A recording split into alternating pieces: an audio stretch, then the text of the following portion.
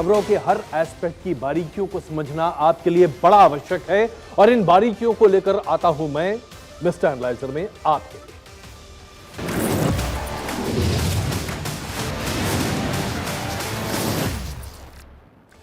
Mister analyser में आज जिन बड़े मुद्दे पर हम चर्चा करने जा रहे हैं, सबसे पहले विश्लेषण करेंगे आखिरकार मोरबी में मौत के तांडव के लिए कौन कौन है जिम्मेदार और क्या उनके खिलाफ उपयुक्त कार्रवाई हो रही है। इसके बाद हम बात करेंगे सियोल में जिंदगी किस तरह से लील गई सिर्फ इसलिए क्योंकि हैलोवीन को लेकर बड़ी संख्या में लोग जुटे हुए थे। क्या हो रहा है दुनिया भर। इसके बाद विश्लेषण करेंगे ट्रोल्स के वजह से ऐसा लगता है कि सोशल मीडिया प्लेटफॉर्म आज हमारे गले की फांस बन गए। क्या हम अपनी सभ्यता, अपना सब कुछ दांव पर लगाने को तैयार हैं? और फिर बात करेंगे हम वंदे भारत, हमारी ये हाई स्पीड ट्रेन आखिरकार क्यों खौफ में है इंडियन रेलवेज। क्या गाय या भैंस से टकरा जाने की वजह से वंदे भारत की स्थिति इतनी खराब है कि लोग अब उसमें सफर करने से डरने लगे हैं। आइए आज सबसे बड़ी खबर मोरबी में जो मौत का तांडव है उसके बारे में बात करते हैं। यह बड़ा ही दर्दनाक हादसा है साहब। इसे देखते ही रूह कांप गई अंदर से। ऐसा लग रहा था जैसे न जाने हम क्या करते जा रहे हैं। आज मोरबी में जो कुछ हुआ, 134 व्यक्तियों की मृत्यु हो चुकी है और उसके साथ साथ ऐसे सैकड़ों परिवार हैं जो पूरे जीवन भर के लिए प्रभावित हो चुके हैं। इसमें कोई शक नहीं है कि जांच हो रही है, कई सवाल भी उठते हैं, लेकिन उससे पहले मैं आपके सामने दिखाना चाहता हूं कि दरअसल ये हुआ क्या हादसा। ये देखिए, हमने एक रिकंस्ट्रक्शन करने की कोशिश की है और इसके आधार पर आप समझ सकते हैं कि यहां पर क्या स्थिति हुई। सामने जो आप अभी देख रहे हैं, थोड़ा मैं आगे बढ़ता हूं आपको और दिखाता हूं, ये वो पूरा इलाका है पूरे ब्रिज का। और जिस तरीके से आप ये ब्रिज देख रहे हैं, ये जो आप देखिए, ये जो पूरा इलाका है, ये यहां पर ब्रिज है और इस ब्रिज पर ये एक अंग्रेजों के जमाने का बना हुआ ब्रिज था, 134 साल पुराना। और इस ब्रिज के मरम्मत का काम अभी दिया गया था। नगर निगम ने इस ब्रिज की तैयारी शुरू की थी और उसके बाद ये ब्रिज कैसे गिरा ये देखिए। इस तरीके से पूरा रोपवे ब्रिज गिरकर नीचे गया और उसके बाद लोग अपनी जान बचा नहीं पाए। नदी में मलबा और कचरा इतना ज्यादा था कि ब्रिज के पालों के तले लोगों की दबकर मृत्यु हो गई। मैं आपको इसकी अब तस्वीरें दिखाता हूं। ये दर्दनाक हादसा अपने आप में बहुत कुछ गिरा और कैसे ये ब्रिज गिरा उसकी असली तस्वीर भी आपके सामने प्रस्तुत है। मच्छू नदी पर बना ये पुल जब टूटा, उसकी वजह से अब तक 134 लोगों की मृत्यु हो चुकी है और इसमें कोई शक नहीं है कि इनमें से एक भी व्यक्ति की मृत्यु नहीं होनी चाहिए। और बुनियादी सवाल यही है साहब, कौन है इसके लिए जिम्मेदार। जब मैं मृत लोगों के नाम और तमाम डिटेल्स पढ़ रहा था, 8 महीने की, माफ कीजिएगा, गर्भवती एक महिला का जिक्र उसमें देखा, अंदर से कुछ टूट गया। आप जरा सोचिए हम क्या निर्मित कर रहे हैं और किस तरह की लापरवाही है, जहां बच्चे सुरक्षित नहीं हैं, छोटे छोटे बच्चे, उनके बिखरे हुए जूते दिख रहे थे साहब। ये तमाम बातें इसलिए हैं क्योंकि हम आपके सामने ये प्रस्तुत करना चाहते हैं कि इस पूरे हादसे के लिए पूरे तरीके से स्थानीय प्रशासन जिम्मेदार है और हम इसको साबित करके भी रहेंगे आपके सामने। सबसे पहले आइए आपको दिखाते हैं कि क्या स्थिति यहां पर बनती हुई दिखाई दे रही है। आप देखिए, ये कुछ लोग थे जो कि बड़ी संख्या में यहां पर मौजूद थे। ये एक रोपवे पुल था जो हिलता था, लोग यहां शरारत कर रहे थे, जबरदस्ती इसे हिलाने की कोशिश भी की जा रही है। इसके साथ साथ अगली जो बड़ी जिम्मेदारी है पूरी तरीके से, जो कि हमने आपको बताया, वो मोरबी नगर पालिका की जिम्मेदारी है, स्थानीय प्रशासन की जिम्मेदारी। और फिर जिस कंपनी ने इस पूरे पुल की मरम्मत का ठेका लिया था, जिसने बिना किसी क्लियरेंस के लोगों को यहां आने की अनुमति दी, और अनुमति क्या दी साहब, इस पर 100 से ज्यादा आदमियों के चलने की किसी भी तरीके से अनुमति नहीं हो सकती थी और इस ब्रिज पर इतने बड़ी संख्या में लोग थे कि हम क्या कहें आपको। यह तस्वीर देखिए, हम तमाम लापरवाहियां आपके सामने गिनाएंगे। इस तस्वीर को देखिए और समझिए कि यहां पर कितने लोग मौजूद थे। इस ब्रिज पर किसी भी समय 100 लोग से ज्यादा नहीं हो सकते थे, लेकिन हमारी जानकारी के आधार पर मैं आपको यह कह सकता हूं कि 400 से 500 लोग इस हैंगिंग रोप ब्रिज पर मौजूद थे। इतनी भीड़ इस ब्रिज पर हो ही नहीं सकती थी। इतनी बड़ी लापरवाही कैसे हुई? किसने ये सारे टिकट जारी किए? क्या सिर्फ पैसे के लालच में प्राइवेट कंपनी ने जिंदगियों के साथ खिलवाड़ किया? यह बहुत बड़ा सवाल है जो आज आपके सामने हम रख रहे हैं। यह आखिरी तस्वीर है पुल के गिरने की, जो अभी हम आपके सामने स्क्रीन पर दिखा रहे हैं। अब इसमें क्या क्या लापरवाही हुई, सबसे पहले यह देख लीजिए। इस पुल को इसके तय वक्त से पहले खोल दिया गया। इसका अनावरण होना था लेकिन अभी नहीं हुआ, उसके पहले ही इस पुल को खोल दिया गया। दूसरी बड़ी लापरवाही, जिस कंपनी ने इस पुल को बनवाया उसने इसके वेरिफिकेशन सर्टिफिकेट्स लिए ही नहीं। फिटनेस सर्टिफिकेट जिसे कहते हैं वो था ही नहीं। बिना किसी भी जांच के इस पुल को, बिना किसी लोड बेयरिंग फिटनेस सर्टिफिकेट के इस पुल को लोगों के लिए खोल दिया गया। उसके बाद बिना किसी इजाजत के इस पुल को खोलना अपने आप में बहुत बड़ी लापरवाही। जैसा हमने आपको पहले बताया, इस पुल पर जो लोड बेयरिंग रोप्स हैं, जो तार थे लोहे के, वो 100 लोगों से ज्यादा का वजन नहीं ले सकते थे। तो इस जगह पर, इस पुल पर एक साथ 400 से 500 लोग कैसे पहुंच गए? किसने इतने सारे टिकट काटे? इसकी जानकारी किसी को क्यों नहीं? और सबसे बड़ी लापरवाही है, क्राउड मैनेजमेंट कहां था? जब कोई भी निजी कंपनी या सरकारी अधिकारी इस तरह के पुल को आम जनता के इस्तेमाल के लिए खोलता है और उसे पता होता है कि एक तय सीमा से ज्यादा संख्या में लोग नहीं जा सकते हैं, तो गार्ड्स रखे जाते हैं ताकि ज्यादा लोग न चले जाएं। उत्साह होता है लोग चले जाते हैं, रोकना पड़ता है उनको। कोई गार्ड क्यों नहीं मौजूद था? हर किसी को टिकट क्यों दिया गया? हर कोई वहां पर कैसे पहुंच गया? ये तमाम ऐसे सवाल हैं जो आज मुंह बाएं खड़े हैं। चाहे कितनी भी कार्रवाई कर ली जाए, लेकिन यह आवश्यक है जानना कि इन सवालों के जवाब कहां है और कैसे।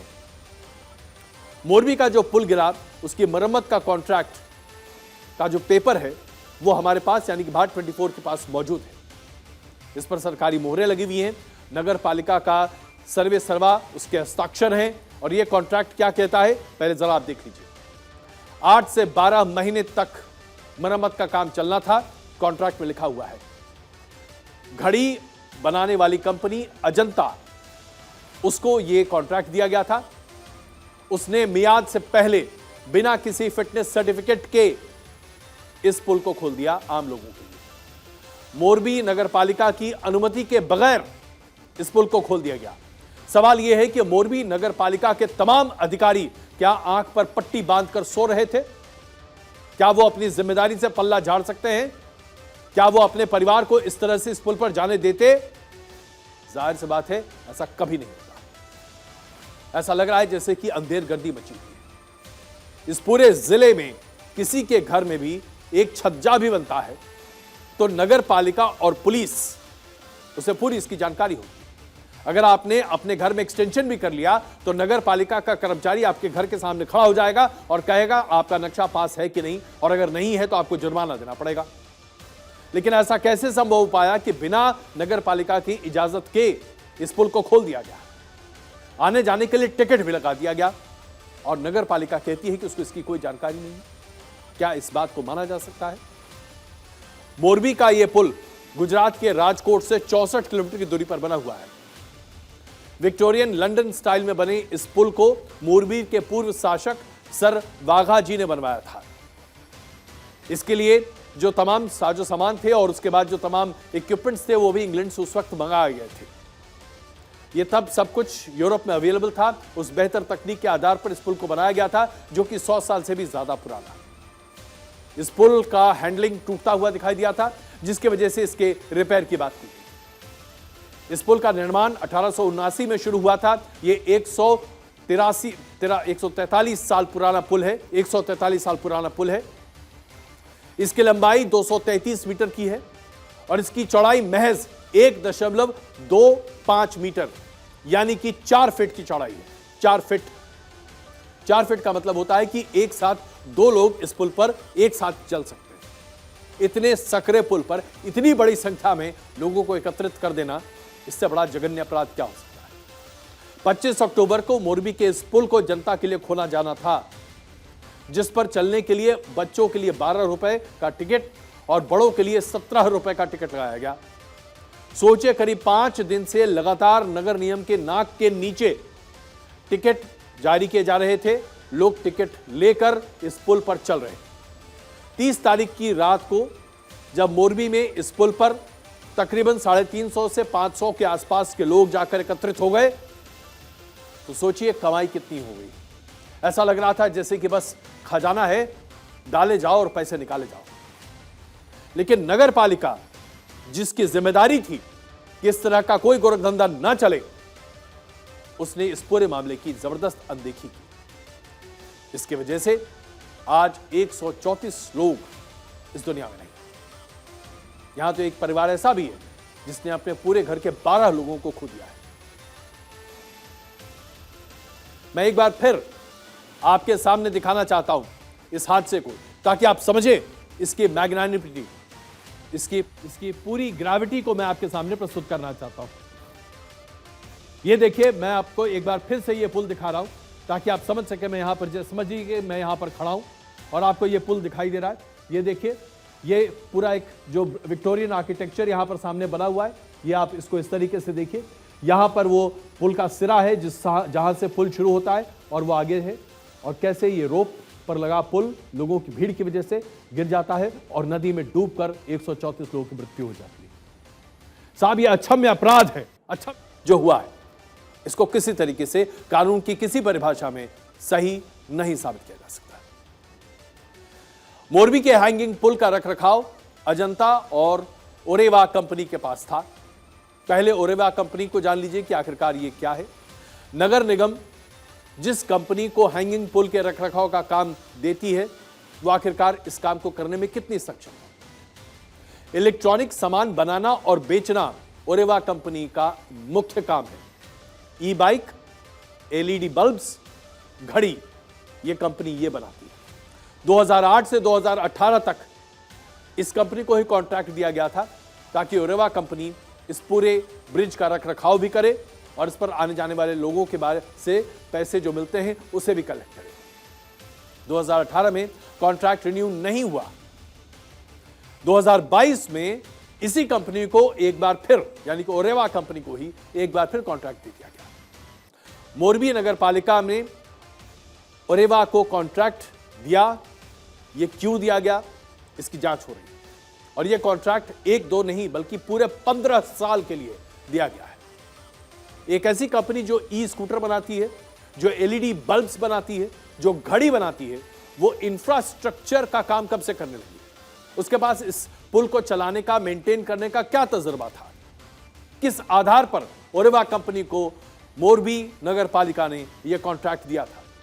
यह अपने आप में एक बड़ी गुत्थी है जिसको सुलझाना राज्य सरकार के लिए बहुत महत्वपूर्ण है, ताकि 134 लोगों को इंसाफ मिल सके। इस हादसे के बाद जब इस कंपनी का कॉन्ट्रैक्ट पेपर मीडिया के सामने वायरल हुआ, तो इस कंपनी ने अपनी वेबसाइट को ब्लॉक कर दिया। हमने भी इस ब्लॉक्ड वेबसाइट को देखा, जिसकी तस्वीर अभी आप अपने स्क्रीन पर देख रहे हैं। इस पूरे साइट पर से एक्सेस अब खत्म हो चुका है, ताकि कोई यह ना जान सके कि आखिरकार ओरेवा कंपनी क्या है और क्या करती है। यह हमने कोशिश की थी वहां जाने की। ये कॉन्ट्रैक्ट के पेपर्स हैं जो अभी भारत 24 के पास हैं, और ये हम आपको दिखा रहे हैं। की ऑफिशियल साइट पर जाते हैं और ये ऑफिशियल साइट कहती है कि बैंडविड्थ लिमिट एक्सीडेड, और साथ में ये भी कहा जाता है कि टेम्पररी आउट ऑफ सर्विस है, अभी रिक्वेस्ट नहीं ली जा सकती। और ये सर्वर जो है ये कल रात के बाद से हुआ, और ज़्यादा कहा जा रहा है कि इससे संबंधित जितनी भी वेबसाइट्स थी उस पर अब एक्सेस नहीं हो पा रहा, जब से ये कंपनी पर आरोप लगाया गया। अब सवाल बहुत हैं कि जब ये कंपनी पुल बनाने में एक्सपर्ट नहीं थी तो इसको ये टेंडर किसने दिया। सवाल बहुत हैं कि ये जब जल्दी इससे 26 अक्टूबर को खोला और 5 दिन हो चुके थे इस हादसे से, तो फिर लोकल प्रशासन ने इस पर सवाल क्यों नहीं उठाया। सवाल कई हैं जो मुख्यतः हमने आपके सामने रखी है। अब पुलिस की तरफ से क्या कार्रवाई हुई है ये देख लीजिए। इस कंपनी पर गैर इरादतन हत्या का केस दर्ज किया गया है। ओरेवा कंपनी के 9 लोगों को हिरासत में लिया गया है, उनसे पूछताछ पुलिस कर रही है। जो कल एफआईआर दाखिल की गई थी उसमें आज हमने 9 लोगों को अरेस्ट किया है। ये 9 लोग कल हमने जो एफआईआर की थी उसके अंदर 304, 308 और 114 की जो धाराएं हैं उसके तहत हमने दाखिल की थी। उसमें से जो 9 लोग अरेस्ट किए गए हैं उनकी जो पूरी विगत है उसमें से दीपक भाई नवीन चंद्र भाई पारेख एज 44 ओरेवा कंपनी में मैनेजर है। दूसरा दिनेश भाई मनसुख भाई दवे ये पण ओरेवा कंपनी के अंदर मैनेजर है।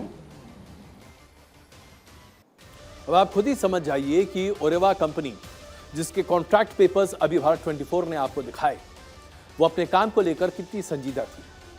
वो हम इसलिए कह रहे हैं क्योंकि इस कंपनी को ब्रिज के मेंटेनेंस का कोई आइडिया नहीं था, न ही इसे इस पुल के मरम्मत की कोई जानकारी। ये काम ओरेवा कंपनी ने एक थर्ड पार्टी को यानी कि सब कॉन्ट्रैक्ट पर किसी और को दे दिया था। अजंता ग्रुप एक बहुत बड़ा ग्रुप है जो कि घड़ी और तमाम तरह की अन्य चीजें बनाता है। उसी की सब्सिडरी ग्रुप है Oreva energy private limited. Oreva company ने मोरबी की नगर पालिका से करार किया और करार होने के बाद ओरेवा ने इसको फिर से एक दूसरी कंपनी को सब कॉन्ट्रैक्ट के तौर पर दे दिया। सब कॉन्ट्रैक्ट जिस कंपनी को दिया गया उसका नाम है देव प्रकाश सॉल्यूशंस। देव प्रकाश सॉल्यूशंस ने इस पूरे ब्रिज के रेनोवेशन का काम किया, यानी कि कॉन्ट्रैक्टर को पता ही नहीं था कि वो ब्रिज का मरम्मत कैसे कर सकता है। और मोरबी के नगर पालिका ये सब कुछ जानते हुए भी ओरेवा को इस पूरे रिकंस्ट्रक्शन के काम को दे चुकी थी। जाहिर सी बात है इसमें दाल में काला नहीं, ये पूरी दाल काली है। सोचने वाली बात यह है कि क्या इस हादसे के लिए केवल वो जिम्मेदार हैं जिन्होंने पुल की मरम्मत की? क्या इस बात की परख किसी को नहीं थी कि जिस ब्रिज पर 100 लोगों को ही मैक्सिमम जाना चाहिए था, वहां 400 से ज्यादा लोग कैसे पहुंच गए? ये 3 तस्वीरें अभी आपके स्क्रीन पर हैं और आइए जरा इसका विश्लेषण कर आपको बताते हैं कि आखिरकार की क्या स्थिति है। हादसे की ठीक पहले की तस्वीर अभी आप अपने स्क्रीन पर देख रहे हैं। देखिए यहां पर कितनी जबरदस्त संख्या में भीड़, कैसे पहुंच गए इतने लोग, किसने जाने दिया इसे? दूसरी तस्वीर देखिए, लोग किस तरीके से हिलाने की कोशिश कर रहे हैं इस पूरे ब्रिज को, इसके रोपे को पकड़कर तमाशा किया जा रहा है। और तीसरी तस्वीर हादसे की बाद की है जहां पर लोग भागकर बचने की कोशिश कर रहे हैं, अफरा तफरी मची। ये तीनों तस्वीरें अपने आप में बयां करती हैं कि कैसे एक बहुत बड़ी त्रासदी को लापरवाही के तहत अंजाम दिया गया है। अगर पुल पर इतनी बड़ी संख्या में लोग वहां पर मौजूद नहीं होते तो यह हैंगिंग ब्रिज नहीं गिरता, और अगर यह ब्रिज नहीं गिरता तो फिर किसी की मृत्यु नहीं होती। दुनिया के हर कोने में हर किसी को पता है कि हैंगिंग ब्रिज की एक सर्टेन लिमिटेशंस होती है और उसके आधार पर ही हैंगिंग ब्रिज पर लोगों को जाने दिया जाता है।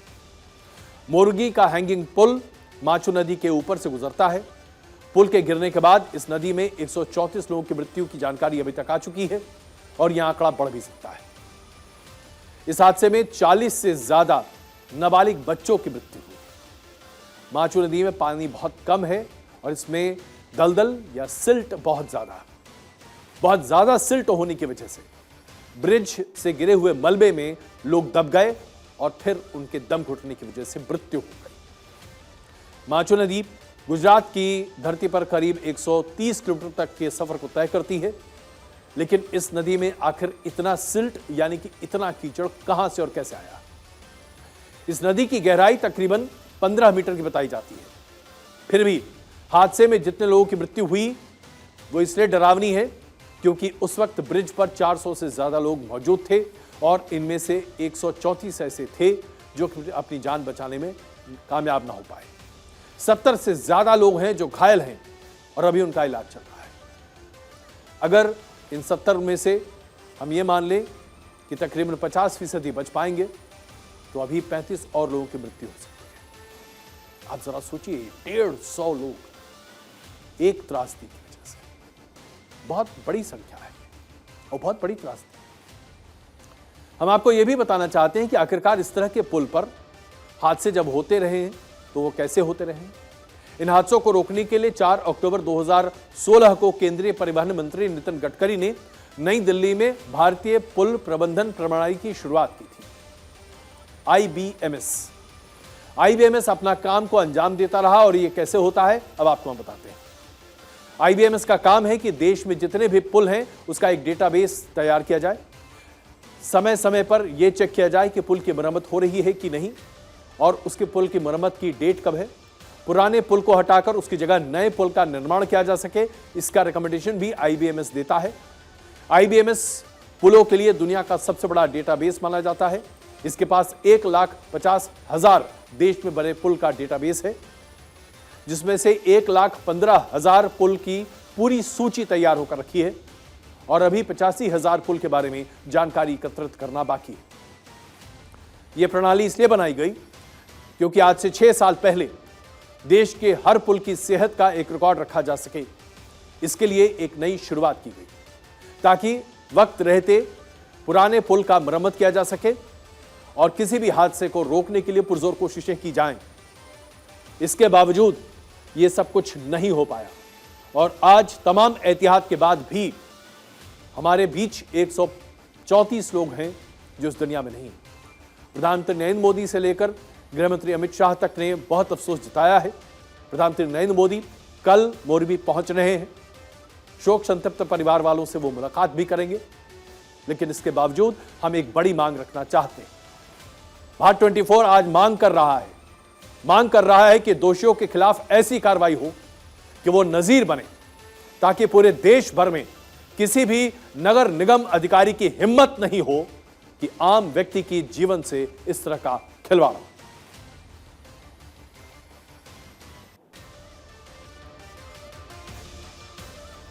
एक और त्रासदी की बात हम आपके सामने करना चाहते हैं। हमने तो आज भारत के मोरबी की त्रासदी की बात की, लेकिन 29 अक्टूबर यानी कि शनिवार को दक्षिण कोरिया की राजधानी सियोल में रात 8 बजे कुछ ऐसा है हादसा हुआ जिसने पूरी दुनिया को झकझोर कर रख दिया था। दक्षिण कोरिया के शहर सियोल में हैलोवीन की पार्टी चल रही थी। बड़ी संख्या में लोग एकत्रित हो रहे थे और उसके बाद एक सकरी सी जगह पर तकरीबन 1 लाख लोगों की भीड़ जुटाई और फिर भगदड़ मची और 151 लोगों की मृत्यु हो गई कुचलने और हार्ट अटैक की वजह से। अभी भी 2000 लोग गायब हैं, उनके बारे में कोई जानकारी नहीं। इस हैलोवीन पार्टी में 1 लाख से ज्यादा लोग मौजूद थे। यह पार्टी 3 साल बाद सियोल में ऑर्गेनाइज की गई थी क्योंकि कोरोना की वजह से पब्लिक इवेंट्स नहीं हो रहे थे और कई तरह की सेलिब्रिटीज इस पार्टी में वहां पर मौजूद थे, जिसकी वजह से फिसलन हुई, भगदड़ मची।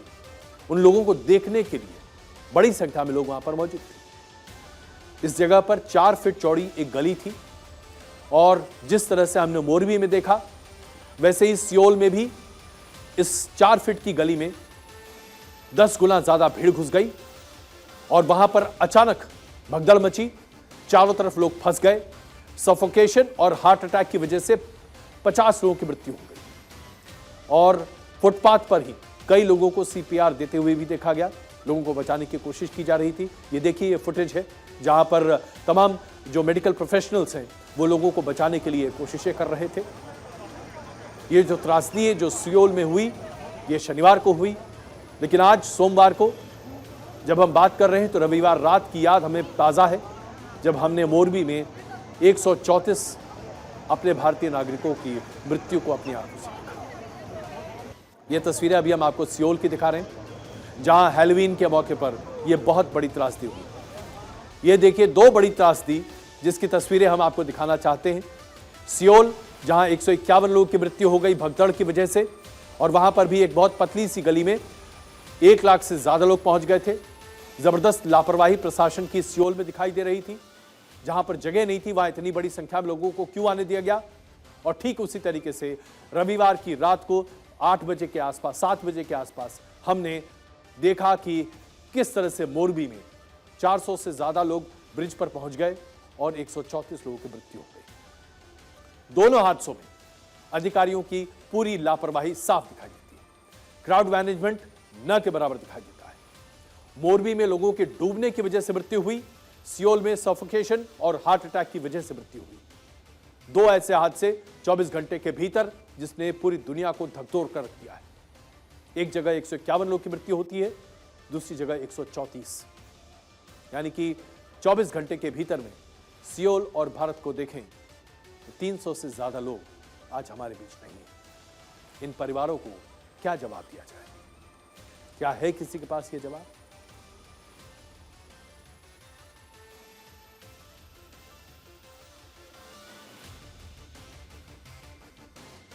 आज एक ऐसे बड़े मुद्दे की हम चर्चा करने जा रहे हैं जो बताता है कि हमारे देश में सोशल मीडिया प्लेटफॉर्म्स पर सक्रिय कुछ लोग ऐसे हैं जो ट्रोल बड़े पैमाने पर करते हैं और किसी संवेदनशील मुद्दे को भटकाकर उसे न जाने क्या बना देते हैं। कांग्रेस को जमीनी स्तर पर मजबूत करने की कोशिश में लगे पार्टी के पूर्व अध्यक्ष राहुल गांधी जान फूंकने के लिए भारत जोड़ो यात्रा कर रहे हैं, लेकिन ऐसा लगता है कि कुछ एक ऐसे लोग हैं, कुछ ट्रोल्स हैं जो राहुल गांधी का मजाक बनाने और लोगों के दिमाग में अच्छी चीजों को भी गलत तरीके से प्रस्तुत करने के लिए खला डालने का जबरदस्त काम करते हैं। हम यहां बात सिर्फ इस बात की नहीं कर रहे कि राहुल गांधी को कैसे ट्रोल किया जा रहा है, यह मौका राहुल गांधी का है इसलिए बात हो रही है, लेकिन दरअसल ये एक बहुत बड़े बदलाव का सूचक है जो हमारे समाज को कुलसित करता हुआ दिखाई दे रहा है। भारतीय सभ्यता और संस्कृति में महिलाओं का सम्मान सर्वोच्च है, लेकिन अगर इसी भावना को उपहास के तौर पर प्रस्तुत कर किसी व्यक्ति के चरित्र को दागी करने की कोशिश की जाए और उसकी गलत छवि प्रस्तुत करने की कोशिश की जाएगी तो आप क्या कहेंगे? अगर यह आपके साथ होगा तो आप तिलमिला उठेंगे। अगर यह किसी राजनेता के साथ हो रहा है तो क्या उसे तिलमिलाने का हक नहीं होना चाहिए? मैं बात कर रहा हूं राहुल गांधी की। राहुल गांधी अपनी भारत जोड़ो यात्रा के दौरान अलग अलग क्षेत्रों के तमाम लोगों से, बच्चों से मिलते हैं, बुजुर्ग से मिलते हैं, नौजवानों से मिलते हैं, दौड़ लगाते हैं, अपनी माता सोनिया गांधी के जूते का फीता बांधते हैं और कई बार बच्चों को गले लगाकर ऐसे झूमते हुए आगे चल रहे हैं जैसे कि कोई वयस्क एक बड़ा आदमी अपने छोटे छोटे बच्चों को अपने साथ लेकर चलता है। क्या बुराई है साहब इसमें? कोई बुराई नहीं। हमें से कोई इतनी संकुचित या संकीर्ण मानसिकता का नहीं है जिसमें कहीं कोई बुराई दिखता हो। ये देखिए, ये तस्वीर राहुल गांधी की है, वायरल हो रही है, एक बच्चे के साथ खेल रहे हैं, भाई क्या बुरा है इसमें? लेकिन अगर वो ट्रोल्स जो बड़े पैमाने पर किसी भी एक आदमी को, किसी भी एक व्यक्ति को निशाना बनाते हुए पूरे समाज के ताने बाने को चुनौती देने लगे तो ऐसे लोगों के खिलाफ मुहिम छेड़ना आवश्यक है। भारत जोड़ो यात्रा में दक्षिणी फिल्म में अभिनेत्री पूनम और राहुल गांधी की यह तस्वीर बहुत वायरल हुई। अभिनेत्री पूनम महिलाओं के लिए किए जा रहे कामकाज को लेकर राहुल गांधी से बात करना चाहती थी। राहुल गांधी चल रहे थे और उनके साथ पूनम भी थी, और जैसा कि कई बार होता है बातचीत करते करते आप किसी का हाथ पकड़ लेते हैं, और ठीक यही स्थिति। इस तस्वीर में आपको कहीं से भी कुछ भी अनयस बुरा दिख रहा है क्या? क्या कोई दुर्भावना दिख रही है? इतनी बड़ी संख्या में चारों तरफ लोग मौजूद हैं, फिर क्या दुर्भावना है?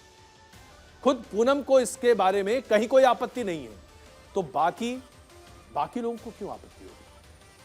क्यों नहीं पसंद आता किसी भी व्यक्ति को कि कोई सहज तरीके से सामने आए? मामला तो राहुल गांधी का है, लेकिन मैं एक बड़ा सवाल आपके सामने रखना चाहता हूं, क्या इस तरीके से किसी के चरित्र हरण को सही ठहराया जा सकता है? क्या हमने ऐसा नहीं देखा? क्या हम ऐसा खुद नहीं करते हैं? अगर कोई आपसे बात करने के लिए आता है तो क्या आपके दिमाग में पहले यह आता है कि वो महिला है तो उसको किस तरीके से क्या करना चाहिए, या आप स्वतः भाव से कभी किसी को अगर आप अच्छे से जानते हैं तो आप हाथ मिला लेते हैं, आप किसी को गले लगाकर आगे बढ़ जाते हैं? ऐसे में राहुल गांधी को टारगेट करने के लिए इस तरह की बातें करना क्या अपने आप में जायज है?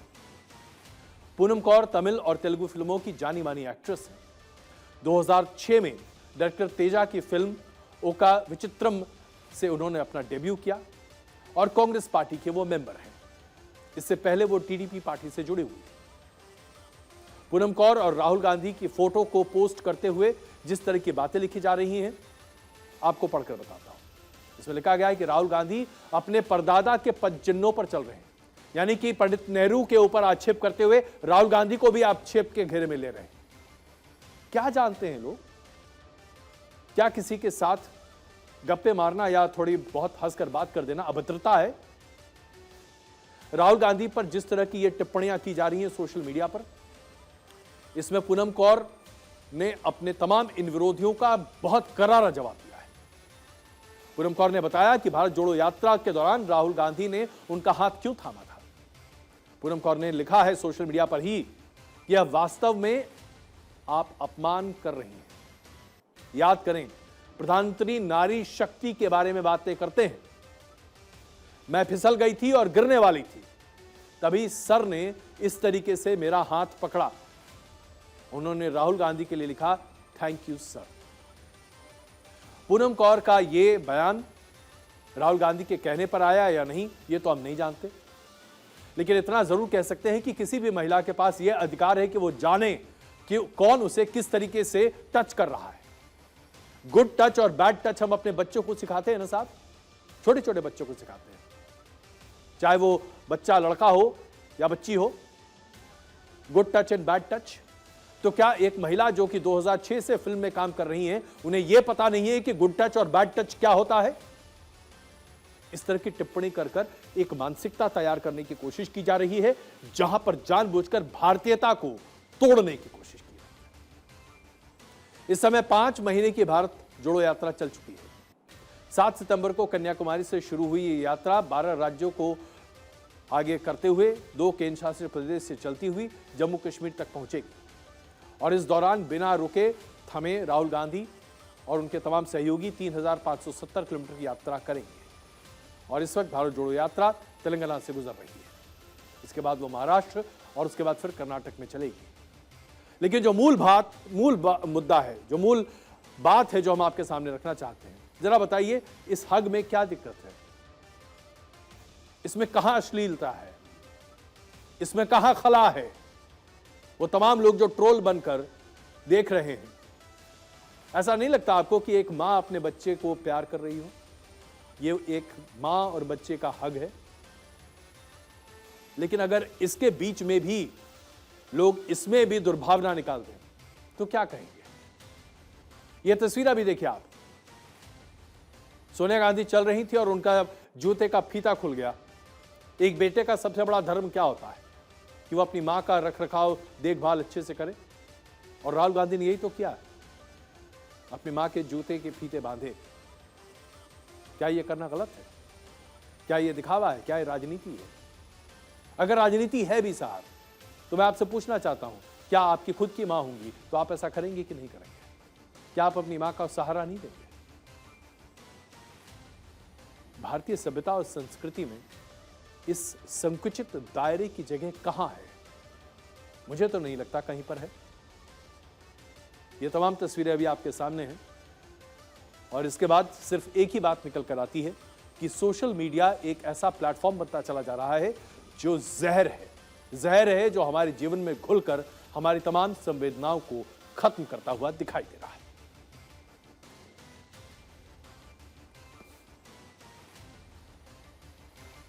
और आज बात करते हैं वंदे भारत ट्रेन की। साहब क्या स्पीड है इसकी? 130 किलोमीटर प्रति घंटा से भी ज्यादा की स्पीड है इस ट्रेन की। लेकिन हाल फिलहाल जिस वजह से ये ट्रेन सुर्खियां बटोर रही है वो है मवेशियों से टक्कर और उसके बाद इसकी छित विचित स्थिति। आए दिन वंदे भारत के पहिए थमते हुए दिखाई देते हैं। 29 अक्टूबर को इस ट्रेन से एक बार फिर एक मवेशी के टकरा जाने से ट्रेन को रोकना पड़ा। अक्टूबर में वंदे भारत अब तक 3 बार मवेशियों से टकरा चुकी है और 3 बार ट्रेन को रोका जा चुका है, जिसकी वजह से इसमें तकनीकी खराबी आई है। जो अभी ताजा मिसाल है वो गुजरात के वलसाड की है, जहां अतुल रेलवे स्टेशन के पास यह हादसा हुआ है। जब मुंबई से गांधीनगर जा रही ट्रेन के सामने एक बैल आ गया। टक्कर के बाद हमेशा की तरह वंदे भारत ट्रेन का आगे का हिस्सा टूट गया। ये तस्वीर देखिए आप। ये टूटा हुआ हिस्सा बता रहा है कि क्या स्थिति है। कुछ देर बाद ट्रेन को दुरुस्त करके उसे फिर से रवाना कर दिया गया। लेकिन सवाल ये उठता है कि इसके कंस्ट्रक्शनल डिजाइन में क्या खला है जिसकी वजह से ट्रेन इस तरीके से टूट जाती है। जाहिर सी बात है, यह बताया गया रेलवे विभाग के द्वारा कि इसे हल्का बनाने के लिए फाइबर शीट इसके आगे लगाई गई है, लेकिन इसके साथ साथ फिर बाकी एहतियात बरतने पड़ेंगे। अगर हमारे पास रेलवे ट्रैक्स की बैरिकेडिंग नहीं है और मवेशी इसी तरीके से रेलवे ट्रैक पर आ जाते हैं, तो हाई स्पीड ट्रेन कैसे चलेगी? इसके बारे में रेलवे विचार क्यों नहीं करता? कैसे लोग भरोसा करेंगे कि वंदे भारत एक्सप्रेस में बैठकर वो सुरक्षित रह सकते हैं जब ट्रेन के इंजन का यह हाल हो जाए? पहला हादसा 6 अक्टूबर को हुआ, जब गुजरात के अहमदाबाद के पास ही यह हादसा हुआ था। उस वक्त वंदे भारत ट्रेन से भैंसों का एक झुंड टकरा गया। आगे का हिस्सा ट्रेन का बुरी तरीके से क्षतिग्रस्त हुआ और उस पर जबरदस्त राजनीति हुई, जिसके बारे में हम चर्चा नहीं करना चाहते। दूसरा हादसा पहले हादसे के बिल्कुल ठीक अगले ही दिन यानी कि 7 अक्टूबर को हो गया। यह हादसा भी गुजरात में ही हुआ। आणंद में वंदे भारत ट्रेन से एक गाय टकरा गई, जिसकी वजह से उसके आगे का पूरा हिस्सा डेंट हो गया। यह तस्वीर अभी आपके सामने है। चिपक गया था पूरी तरीके से। ट्रेन को रोका गया, इसकी जांच हुई, पड़ताल हुई और उसके बाद ट्रेन आगे बढ़ी। तीसरा हादसा 8 अक्टूबर की तरह ही हुआ। हालांकि यह हादसा कोई बहुत बड़ा नहीं था, लेकिन तकनीकी वजह से वंदे ट्रेन के पहिए जैम हो गए थे, जिसकी वजह से करीब 5 घंटे तक इस ट्रेन को उत्तर प्रदेश के खुर्जा स्टेशन पर रोका गया। चौथा हादसा वंदे भारत का 29 अक्टूबर को हुआ, जब गुजरात के वलसाड में वंदे भारत ट्रेन से एक बैल टकरा गया और आगे का पूरा हिस्सा बाहर निकल आया, छित विचित। वंदे भारत ट्रेन के मवेशियों से टकराने के इन हादसों को लेकर रेल मंत्री अश्विनी वैष्णव ने अपनी प्रतिक्रिया दी थी। 7 अक्टूबर को उन्होंने कहा था कि ट्रेन का डिजाइन खास इस तरीके से तैयार किया गया है कि उसे लाइट वेट रखा जाए, लेकिन यह बहुत मजबूत है। हादसा होने की वजह से भी ट्रेन पर कभी कोई नुकसान नहीं पहुंचेगा और ट्रेन के अगले हिस्सों को आसानी से बदला जा सकता है, इसलिए यात्रियों को परेशान होने की आवश्यकता नहीं है। ये हम आपको पहले हादसे की बात की, उनकी बात सुना रहे हैं। देश के करीब करीब सभी जगह सरफेस पे ट्रैक्स है। इसके कारण कैटल हिट की एक प्रॉब्लम रहती है, लेकिन उससे उस समस्या को सॉल्व करने के लिए डिज़ाइन, जितने भी ट्रेन्स का डिज़ाइन है वो उसी तरह से किया गया है। जैसे आपने देखा, कल अगर एक हादसा हुआ तो तुरंत बॉम्बे पहुंचते ही ट्रेन का तुरंत वापस रिपेयर भी हो गया। तो डिज़ाइन इस तरह से किया हुआ है कि इन हादसों के साथ भी हम कोई तकलीफ नहीं हो, कहीं पे कोई मेजर डैमेज। देखो ट्रेन बहुत मजबूत है और जो सामने वाला फ्रंट होता है वो फ्रंट इसी हिसाब से डिज़ाइन किया जाता है कि अगर बाई चांस कहीं पे टकराया जाए तो केवल फ्रंट पोर्शन हटे और उसकी जगह नया फ्रंट लग जाए। ट्रेन अपनी तरफ से पूरी तरह से मजबूती से बनती है। ये सारी ग्लोबल डिज़ाइंस हैं, इसी तरह से ग्लोबल डिज़ाइन सभी ट्रेन्स का बनता है। रेल मंत्री का यह भरोसा है कि ग्लोबल डिजाइन्स के आधार पर ट्रेन बनाए जा रहे हैं, इसलिए यात्रियों को आशंकित होने की आवश्यकता नहीं है। लेकिन जब इस तरह की तस्वीरें सामने आती हैं तो लोगों के दिमाग में जरूर बैठता है कि क्या हाई स्पीड ट्रेन चलाने की काबिलियत अभी हमारे पास है? तो आखिरकार रेलवे ट्रैक पर हादसे क्यों होते हैं? आबादी वाले इलाकों से जब रेलवे ट्रैक्स पर ट्रेन गुजरती है तो उस वक्त ट्रैक्स पर लोग भी आते जाते रहते हैं। इसके साथ साथ मवेशी के आने जाने का क्रम भी बना रहता है। अगर रेलवे ट्रैक के दोनों तरफ दीवार बना दिए जाएं तो लोग भी नहीं आएंगे और मवेशी भी नहीं आएंगे। इसके साथ साथ ट्रैक पर फेंसिंग कहीं पर भी नहीं उपलब्ध है। अगर ट्रैक के दोनों तरफ फेंसिंग कर दी जाए तो जानवर आमतौर पर नहीं आएंगे।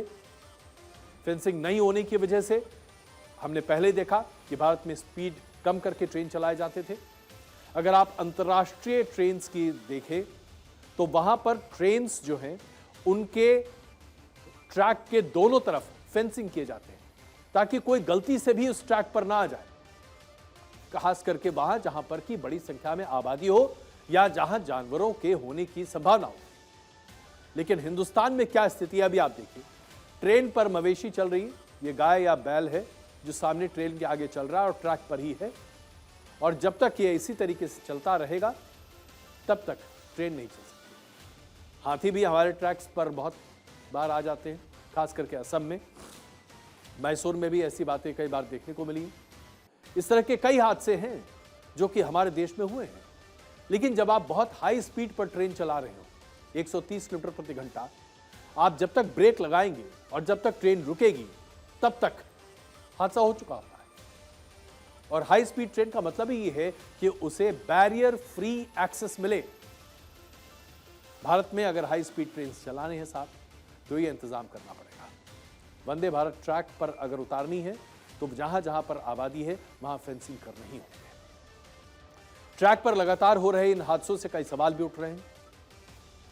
ट्रैक से ट्रेन से जो जानवरों के टकराने के हादसे हैं ये इतने क्यों बढ़ रहे हैं? क्या इसके बारे में कोई कदम उठाया जा सकता है? क्या रेलवे इस पर शोध करके कोई विचार कर सकता है कि कैसे जानवरों की आवाजाही को रोकने की मदद की जाए? जैसा कि मैंने आपसे पहले कहा, विदेशों में रेलवे ट्रैक के आसपास अगर आबादी होती है तो वहां पर फेंसिंग होती है। भारत में ऐसा नहीं है। हमें इस पर विचार करना चाहिए और रेलवे मंत्रालय को इस पर जल्द से जल्द कार्रवाई करनी चाहिए। जानवरों के टकराने की वजह से जो क्षति होती है उस क्षति को रोकने के लिए क्या इंतजाम किए जा सकते हैं, यह अपने आप में बड़ा आवश्यक है। प्लस वंदे भारत एक्सप्रेस जो ये ट्रेन है, इसके आगे का जो शेल है उसे कुछ इस तरीके से डिजाइन किया जाना चाहिए कि कम से कम वो देखने में तो ना इतना बुरा लगे जब वो पूरी तरीके से टूटकर टुकड़े टुकड़े होकर बिखर जाए। उम्मीद है इस पर जरूर कार्रवाई होगी। और अभी एक बड़ी खबर आ रही है जो अभी आपके सामने हम प्रस्तुत कर रहे हैं। गुजरात में मोरबी में जो हादसा हुआ है पुल का, उसको लेकर प्रधानमंत्री नरेंद्र मोदी ने अभी एक हाई लेवल की मीटिंग की है। इस पूरे हादसे की जानकारी प्रधानमंत्री ने खुद ली है। गुजरात के मुख्यमंत्री और गृह मंत्री हर्ष सांघवी इस मीटिंग में मौजूद रहे प्रधानमंत्री के साथ। मोरबी के डीएम और आईजी रेंज को भी वीडियो कॉन्फ्रेंसिंग के जरिए इस पर जोड़ा गया है। हमारे संवाददाता मनीष देसाई इस वक्त हमारे साथ मौजूद हैं। मनीष, प्रधानमंत्री ने रिव्यू मीटिंग ली, मुख्य बातें क्या निकली? बिल्कुल, देखिए जिस तरह का हादसा हुआ था उसे देखते हुए प्रधानमंत्री खुद व्यथित थे और आज उनके प्रवचन में ये बात निकलकर सामने आई। जैसे ही वो शाम को गांधीनगर पहुंचे, अहमदाबाद के पहले उन्होंने ये मीटिंग बुलाई और वहां पर गुजरात के मुख्यमंत्री भूपेंद्र पटेल, गृह राज्य मंत्री हर्ष संघवी, इसके अलावा के कैलाशनाथन जो कि गुजरात सरकार के ओएसडी है, उन सब की मौजूदगी रही। साथ ही जो राजकोट के रेंज आईजी है अशोक यादव, वो भी उसमें जुड़े और मोरबी के कलेक्टर भी उसमें जुड़े। इन्होंने बहुत बारीकी से पूरे मामले की जांच की है। प्रधानमंत्री ने पूरी जानकारी ली है, लोगों को किस तरह की राहत दी गई है। केवल पैसे मनीष, क्या इस पर कोई ठोस कार्रवाई होती दिखेगी? जिन कंपनी ने इसका कॉन्ट्रैक्ट लिया था, जो लापरवाहियां सामने निकली हैं, नगर निगम के अधिकारियों के खिलाफ क्या कार्रवाई होगी? बिल्कुल, देखिए प्रधानमंत्री इस मीटिंग का मतलब ही वही है कि वो इस कार्रवाई से आपकी आवाज मनीष नहीं आ रही ठीक से, प्लीज दोबारा बोलिए। जो प्रधानमंत्री ने आज की मीटिंग की है इसका मतलब ही यही है कि जो कार्रवाई अभी की गई है, 9 लोगों को गिरफ्तार किया गया है, उससे वो खुश नहीं लग रहे और वो चाहते हैं कि कड़े से कड़े कदम उठाए जाए। जो लोग इसके पीछे दोषित है, चाहे वो कोई भी कंपनी का कोई भी मालिक हो, उसको बख्शा न जाए। इस तरह की उनकी जो आदत है उसे देखते हुए उन्होंने ये मीटिंग ली है और अब उम्मीद ये की जा रही है कि प्रधानमंत्री। बहुत धन्यवाद मनीष इस जानकारी के लिए। प्रधानमंत्री नरेंद्र मोदी ने हाई लेवल की एक मीटिंग ली है जिसकी तस्वीरें अभी आप भारत 24 पर देख रहे हैं। प्रधानमंत्री नरेंद्र मोदी ने इस हाई लेवल मीटिंग में जो मोरबी में पुल हादसा है उसकी पूरी जानकारी ली है, कार्रवाई किस तरह से की गई है इसके बारे में बातचीत की है। गुजरात के मुख्यमंत्री, गृह मंत्री, उसके साथ साथ जिले के डीएम और तमाम अन्य अधिकारी इस मीटिंग में मौजूद रहे।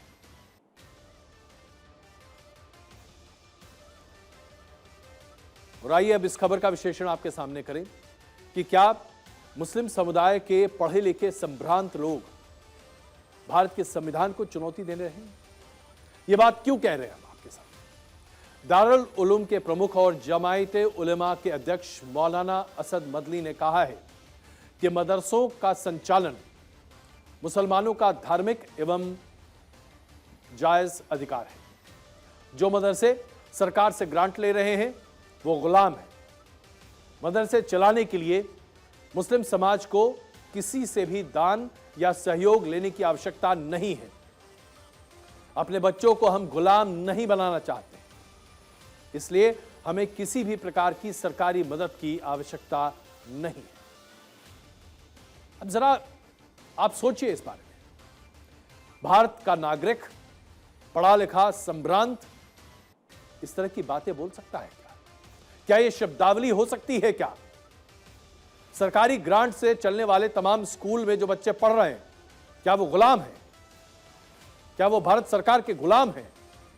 हम सब लोग जो सरकारी स्कूलों से पढ़कर निकले हैं, क्या हम सब लोग सरकार के गुलाम हैं? यह मानसिकता, मदनी जैसे लोगों की मानसिकता बताती है कि इस देश को विभाजित करने की कोशिशें कैसे हो रही हैं।